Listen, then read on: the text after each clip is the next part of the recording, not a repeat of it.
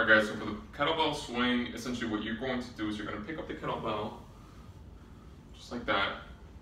And what you're going to do is you're going to have your feet shoulder width apart.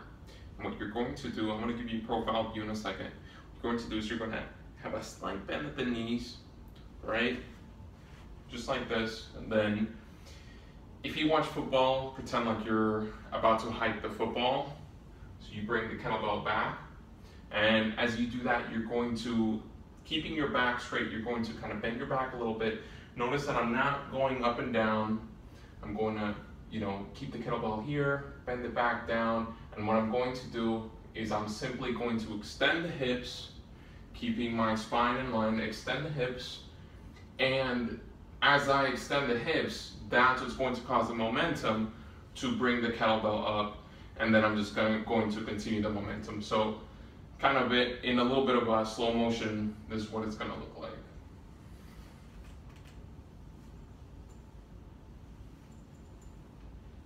And as I'm doing that, once again, I'm trying to keep my back as straight as possible. And here it is from the front.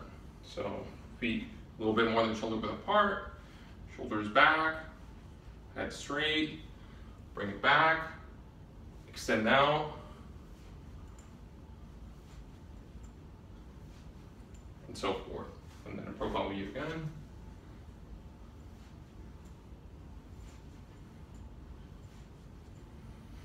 And so a lot of common mistakes that people make when they're first starting out with the kettlebell swing is that they try to go too fast, or they use a weight that's way too heavy, which causes them to really put a lot of pressure in their back.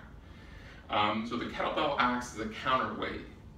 And if you have too much weight on your counterweight, you're going to really get a lot of strain on your back and on your legs and whatnot. So start off light, start off slow, and make sure that it's a controlled movement. And once you get the hang of it, you're going to be able to have a lot of fun and you're going to be able to burn a ton of calories. Another thing about the kettlebell swing is that it works the hips, and it works the glutes, it works the hamstrings, it stabilizes the core, it burns a ton of calories.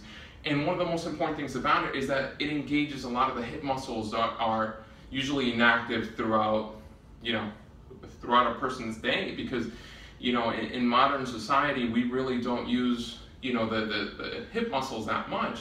We spend some people 8-10 hours a day sitting down in an office chair, and when you're sitting down in an office chair, what you're doing is you're doing the opposite of a swing. You're engaging all of these muscles. You have your hamstrings engaged for about 8 hours a day. You have your hip flexors engaged for about 8 hours a day as well. And this causes a big imbalance, and that's why you see a lot of people, they're walking around, and as they get older, they really can't even, extend the hips out, or it costs them a lot, and that's not correct posture.